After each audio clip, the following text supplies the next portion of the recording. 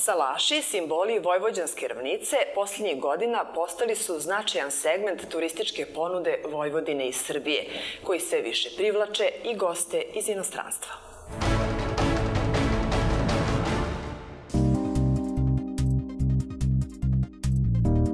Vojvođanski salaši kao sve popularnija turistička destinacija su još jedan dokaz da Srbija ima još puno prostora da unapredi svoju turističku ponudu i da je prilagodi zahtevima savremenog turiste. Činjenica je da je Salaš 137 prvi krenuo u pretvaranje klasičnog vojvođanog salaša u turističko mesto.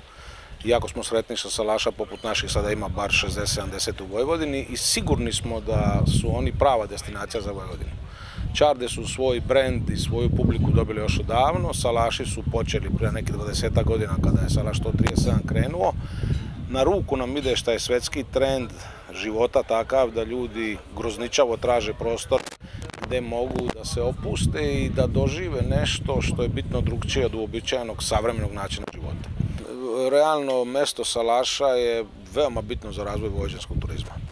Ovo banja što imamo, Mađari znaju bolje da ih koriste nego mi, ali nema razloga da ih mi u potpunosti ne iskoristimo. Da li će neke morati biti privatizovane ili ne, to je sad tema potpuno za neku drugu emisiju. Ali one su tu koliko ih ima, resurs salaša još uvijek nedovoljno istražen, jer samo u ovom srezu gde smo mi sada bilo je preko 420 salaša.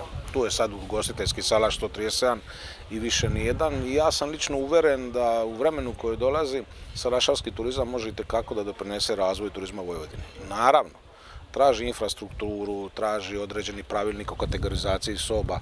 Znate, vama na salašu važnije da vi na salašu 137 imate kočije nego možda da imate sef za dragocenosti. Kako se mi još uvek kategoriziramo po pravilniku koji važi za hotele, ja sam lično mišljenja, možda grešim, da postoji čitav jedan segment formalno pravni koji bi omogućio salašarima da jednostavnije, brže i bolje budu prezentovani svojim gostima. Neminovnost turističkog marketinga je jako bitna za sve nas koji se bavimo turizmom. Ja imam jedan mali turistički proizvod kao Salaš 137 i sigurno nemam budžet da odem u London na sajam turizma. Ali ukoliko mene turistička organizacija Novog Sada, turistička organizacija Vojvodine ili u krajnjoj liniji turistička organizacija Srbije predstavi na adekvatan način, pomoće mi, dovešće mi putnike koji će stići do mene da li na noćenje, da li na produženi vikend, da li na ručak, večeru ili doručak i to je neki put kojim sigurno treba da idemo.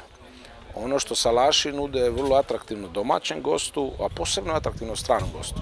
Nakon 20 godina što ovdje imamo gostiju, mogu sad kazati svih zemalja sveta su ovdje bili gosti, čitav jedan segment doživljaja koji nudi Vojvodina i Vojvodina na salašima je vrlo atraktivan stranim gostima.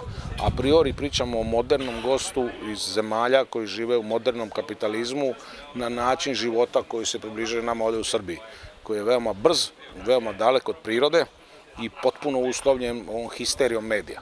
Znate, broj ljudi koji dođe na Salaš 137 isključe mobilni telefon je frapantan. Jednostavno vidite da su došli da bar na 48-72 sata se isključe od svega. Treba istaći i da je za pretvaranje salaša i za simbola vojvođanske ravnice i obrade zemlje u atraktivne turističke destinacije trebalo dosta truda i da su se pioniri turizma na salašima suočavali sa puno izazova. Morate shvatiti da je i slow food pokret a priori recimo može da zaživi u Srbiji na salašima i naš brend Srbije kao mesta gde se dobro jede apsolutno ima svoje uporište u Vojvodini, u čardama i u salašima. Ne bih hteo da izostavim kolege koji imaju čarde.